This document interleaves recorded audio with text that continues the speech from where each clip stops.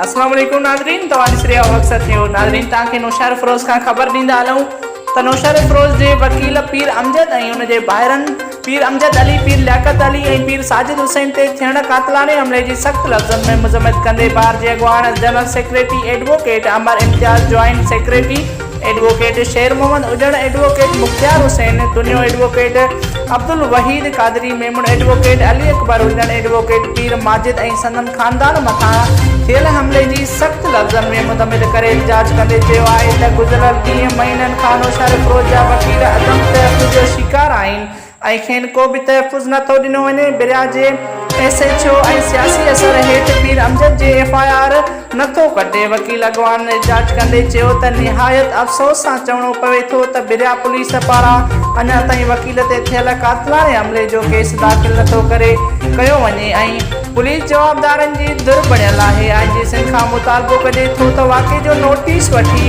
मुलविस police ख़िलाफ़ क़ानूनी क़दम खणे इंसाफ़ कयो वञे ऐं असांजे वकील जो तदारक पिणु कयो वञे। डिस्ट्रिक्ट रिपोर्टर फैसल सियाल, हक़सत न्यूज़, नौशहर फिरोज़।